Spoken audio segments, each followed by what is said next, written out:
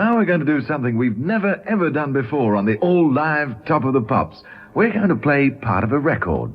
Lennon and Paul McCartney. Now that number of Penny Lane failed to make number one in Britain, fellas. Did you feel at all put out by that? No, it's, I don't know. The main thing is it's fine if you're kept sort of from being number one by sort of a record like Release Me. Because you're not trying to do the same kind of thing as Release Me's trying to do, you know. Yeah. So that's a completely different scene altogether, that kind of thing. But you have... So it doesn't really matter anyway. But you have in the past said, or at least been reported as having said, that in the event of a record not going to number one, you'd seriously think about packing it all in. Do you feel like that? Well, John packed it in, actually, you know. Yeah. But I mean, we're trying to persuade him to stay with the group at the moment. I don't want to start any rumours over in the States or anything, but... pity. The thing is, I mean, you've obviously reached a stage where you don't have to write any more songs for any reason at all, other than you like doing it. So, but it's always been like that. That's the good thing. Yeah. That's the, you know, because it has been a hobby, and it still is, you know. Yeah. Mind you, it gets around about the time when you're doing an LP and you've got to start working. It gets like a job. But you know, you do it in your time off anyway, so it is a hobby. Right. You know, so it'll go on forever, probably. Good. Can you, without giving away any trade secrets, tell us anything about the numbers that you're engaged on at the moment for this new album that you're working on? Oh, we've done about 9 or 10. And I think we've done about 9 or 10.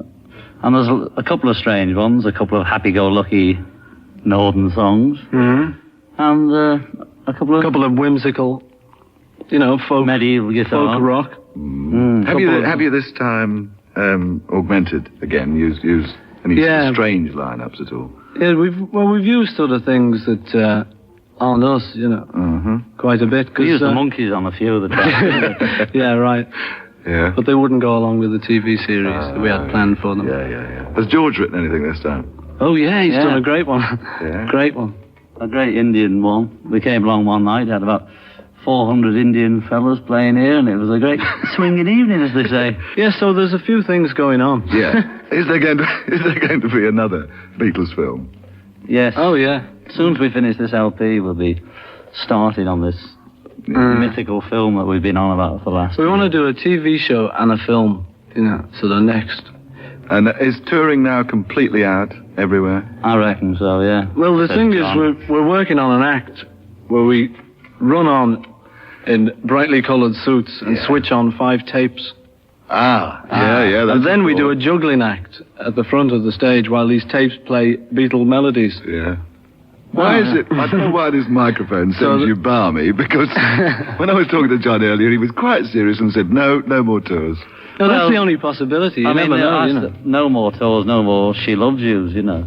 But I mean, going on with a million tape recorders and a brightly coloured suit, well, that's something else, you know. Well, no more big tours of America or around the world, or... No. I don't think so. Not in the same kind of pattern as we've been doing so far, anyway. But you never know. You never know. Exactly. I see. Right. And one final bit then. There have been reports in the last week or two about you writing this musical we've been hearing about for years. True or false? False, I think. False, I think. False? False. Come on, you're not going to do it.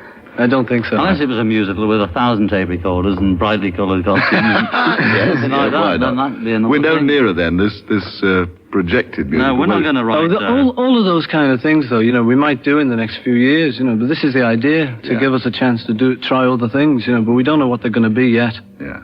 But you are going to go on right. Oh, there's going to be a lot more other things, you know, but we want to make them sort of different, you know. Yeah. You know, Brian. Well, thanks for giving us the facts. It's just...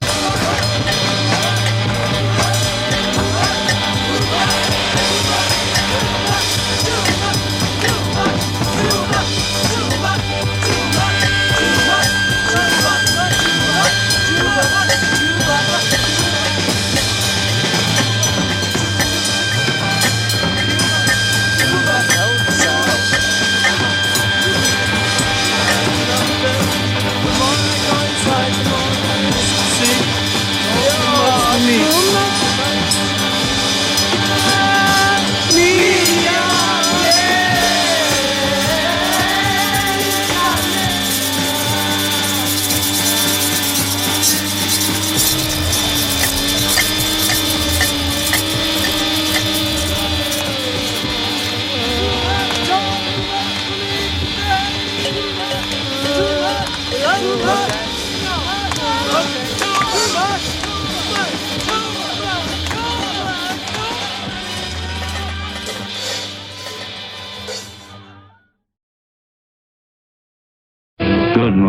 listeners, and welcome to that amazing, incredible Kenny Everett show. One of those swinging, the swing in England set today that you probably come across. A lot of records playing, and, you know, generally get together. And none of your FBI playing in the background, no amplifiers. You go on, Ken, then. Great. Push it to hundreds of machines and comes out the other end sounding electric. How long did you take over technical details like phasing? Phasing is great. Yeah. Double flanging, we call it. Now, there you go. Right, we're on the same thing. Flanging is great, right. Yeah, you used it We're on always Lucy in doing the it. Sky. Look, you name the one that isn't on, you know. You name it. You spot it, you get a prize, and you get a Sergeant Pepper badge. Taken from a poster, an old circus poster that John got hold of and said, I must write a song about this. Well, he did. Well, that's this half of the Beatles program over. We'll be back in X minutes with another 3,704,000 watts of BBC Lights program, Beatle Power!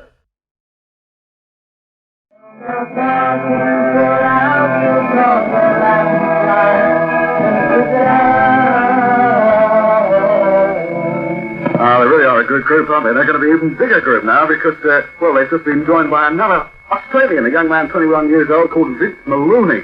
Oh, that is hard, like having a name like that. Anyway, he's a guitarist, and that's number 16 this week, the record in the BBC Top 20!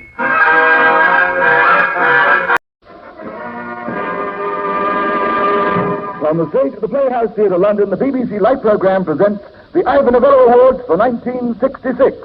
And now, the next category is a bit of a mouthful, so you pardon me while I read. This goes to the A-side of the record issued in 1966, which achieved the highest certified British sales in the period 1st of January to 31st of December 1966. You may have been wondering whether the Beatles had won anything. They did get one or two awards. This is the first of them, and it goes to Yellow Submarine. Now, we don't have any of the Beatles here with us in person, so to receive an award on behalf of John Lennon and Paul McCartney, here is Mr. Tony Barrow.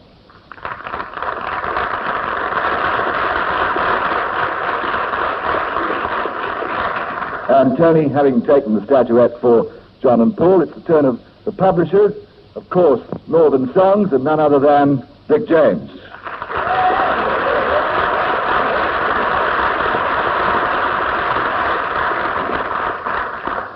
And we haven't quite finished there either, because in this instance the record company obviously receive an award. So, to take it on behalf of EMI Records Limited, the Parlophone label in particular, here's Mr. Ron White.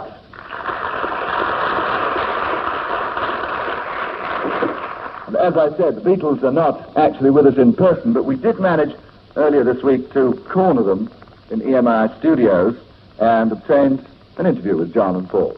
So there we go, Yellow Submarine, best-selling A-side number in Britain last year, for which, John and Paul, you get this.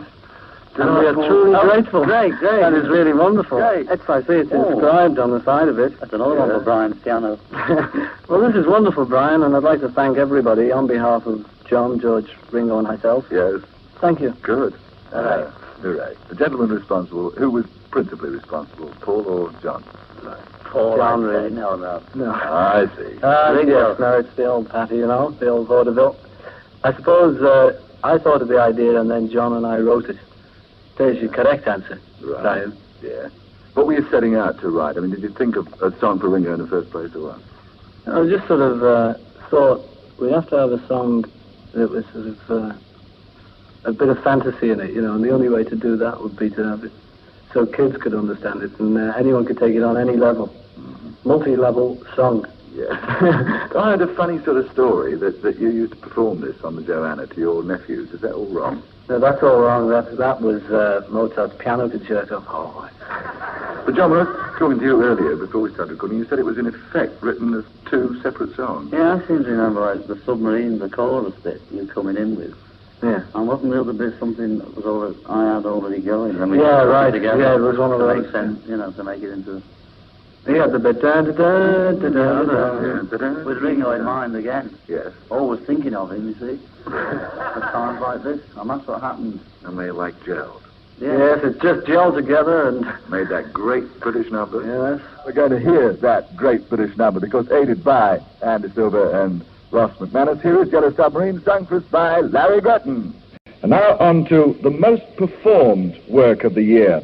And this, I should explain, includes live broadcast, television performances, and performances in ballrooms throughout the country. And the winner for 1966 was Michelle. So once again, statuettes go to John Lennon and Paul McCartney. And once again, of course, to the publisher, Northern Songs Limited, Dick James.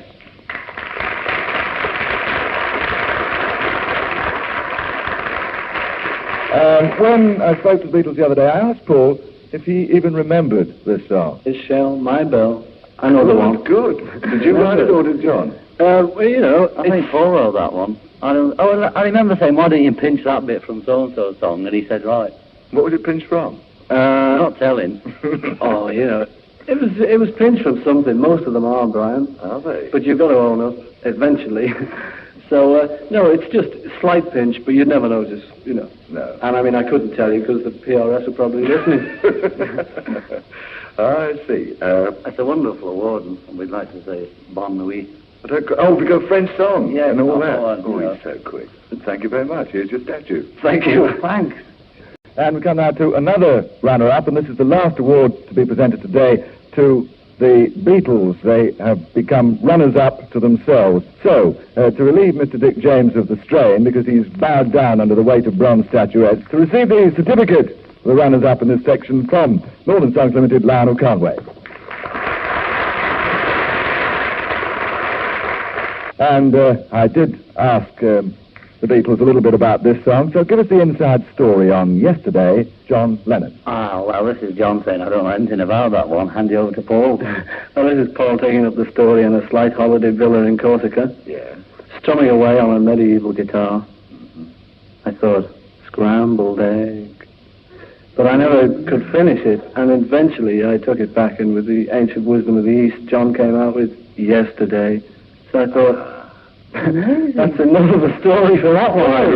It's great. This, apart from being the runner-up in the most performed section, I think must have been the most recorded number last year. It must have been about 400 versions of it. Heddle Nash, he's going to do it. Well, we did 300 versions of it, but some of them didn't get released. In all seriousness, you must have heard some of them. Is there any one that you think is a sort of standout performance? There's one by a young fellow called Paul McCartney. He's like a plaintive approach with medieval guitar. A certain naive charm, but was there Yes, Andy Williams.